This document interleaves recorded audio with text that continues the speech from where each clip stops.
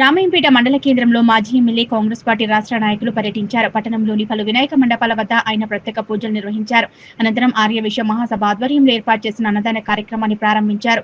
వినాయక మండపాల దగ్గర నిర్వాహకులు ఆయనను శాల్వాతో పూలమాలలతో సన్మానించారు. ఈ సందర్భంగా ఆయన మాట్లాడుతూ ఒకవైపు వరదలు, ఓవైపు పండుగ చాలా ఇబ్బందికర పరిస్థితుల్లో పండుగ జరుపుకోవడం జరిగిందని, సంతోషంగా జరుపుకోవాల్సిన వినాయక చవితి పండుగను బాధాకరంగా జరుపుకోవడం జరిగిందన్నారు. నిమజ్జన కార్యక్రమాన్ని శాంతియుత వాతావరణంలో జరుపుకోవాలని, చెరువులన్నీ కూడా నిండుగా ఉన్నాయని, నిమజ్జనం సందర్భంగా జాగ్రత్తగా ఉండాలని, ఎలాంటి ప్రమాదాలు జరగకుండా ప్రశాంతమైన వాతావరణంలో నిమజ్జన కార్యక్రమం జరుపుకోవాలన్నారు. ఈ కార్యక్రమంలో మాజీ జెడ్పీటీసీ మార్కెట్ కమిటీ మాజీ చైర్మన్ సరాఫ్ యాదగిరి, చౌదరి సుప్రభాతరావు, బ్లాక్ కాంగ్రెస్ అధ్యక్షులు రమేష్ రెడ్డి, గజవాడ నాగరాజు, ఇరిశెట్టి అశోక్, దేమే యాదగిరి, మహేందర్ రెడ్డి, శివప్రసాద్, దామోదర్, అశోక్ నాయక్, భిక్షపతి, ఎర్రం ఆంజనేయులు, సత్యసాయి తేజ, సాయి విక్రమ్, ప్రశాంత్, పవన్, ప్రవీణ్ తదితరులు పాల్గొన్నారు. అందరికీ శుభాకాంక్షలు తెలియజేస్తా ఉన్నాను.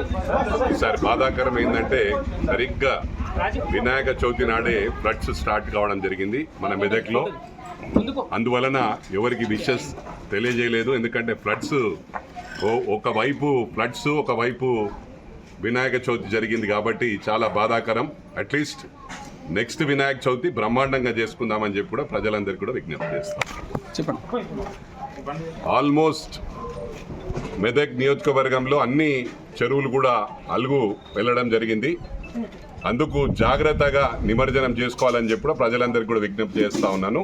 అన్ని జాగ్రత్తలు తీసుకోవాలని పోలీస్ డిపార్ట్మెంట్కు, అన్ని డిపార్ట్మెంట్లకు కూడా విజ్ఞప్తి చేస్తా ఉన్నాను.